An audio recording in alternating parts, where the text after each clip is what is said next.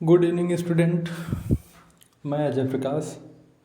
जैसा कि मैं अपना संक्षिप्त परिचय आपको कल दे चुका हूँ, तो आप तो परिचय देने की आवश्यकता नहीं है, तो मैं सोचा कि आज मैं पाठ्यक्रम चर्चा कर लेता हूँ आज की कक्षा में। तो मैं 10th वालों को पढ़ाने के लिए आज 10th वालों की क्लास है, जो कि ये राजीव प्रकाशन की मेरे पास ये बुक है।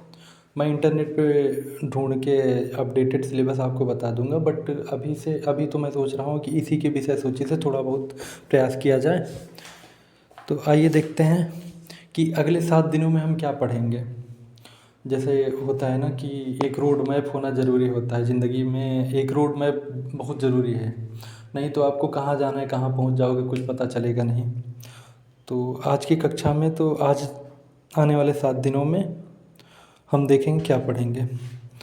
तो स्टार्टिंग में तो इसमें दिया है हिंदी गद्य, जिसमें हिंदी गद्य का विकास, हिंदी गद्य की अन्य विधाएं, और उसके बाद हिंदी में जितनी भी गद्य विधाएं लगी हुई हैं आपके सिलेबस में, रचनाकार और रचनाएं हैं। जैसे कि आचार्य रामचंद्र शुक्ल की मित्रता है, और जयशंकर प्रसाद का ममता, राजेंद्र प्रसाद का भारतीय संस्कृति, भगवती शरण उपाध्याय का अजंता, और पद्मलाल पुन्नालाल बख्शी का क्या लिखूं, रामधारी सिंह दिनकर का ईर्ष्या तू न गई मेरे मन से। वाह, क्या बात है, कितनी अच्छी पंक्ति है ये, ईर्ष्या तू न गई मेरे मन से।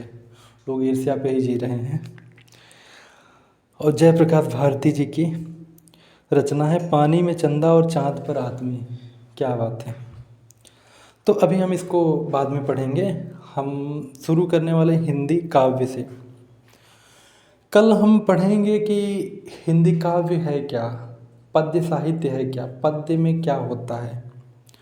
और कल की क्लास में हम आइए देखते हैं, कल की क्लास में हम पढ़ेंगे पद्य क्या है,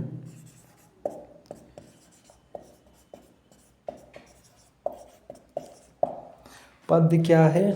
अब कल की ही क्लास में हम पढ़ेंगे सूरदास का जीवन परिचय का जीवन परिचय। कल हम पढ़ेंगे सूरदास का जीवन परिचय। अभी तो हम जीवन परिचय से स्टार्ट करते हैं। जीवन परिचय होगा तो आपको भी आसानी होगी हमसे घुलने मिलने में, हमारी आपकी बात भी बनती रहेगी धीरे धीरे। उसके बाद परसों की कक्षा में हम तुलसीदास का जीवन परिचय पढ़ेंगे। तुलसी दास का जीवन परिचय। तो कल और परसों की क्लास के बारे में हम चर्चा कर लिए हैं। ये चीज़ें हम पढ़ेंगे कल और परसों। और उसके नेक्स्ट डे हम पढ़ेंगे रस खान का जीवन परिचय, रस खान। उसके बाद हम पढ़ेंगे बिहारी जी को।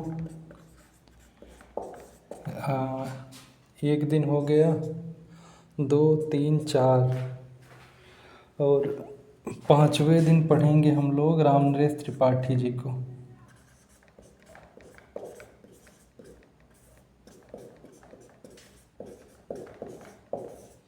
रामनरेश त्रिपाठी। और 6ठे दिन हम सबसे इम्पोर्टेंट कवि मैथिली शरण गुप्त को।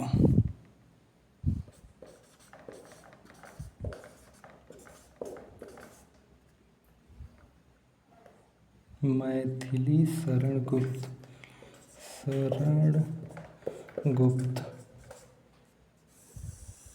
ये हो गई 6 दिन की चीज़ें जो हम पढ़ेंगे। 7वें दिन आपको महादेवी वर्मा जी को पढ़ाया जाएगा।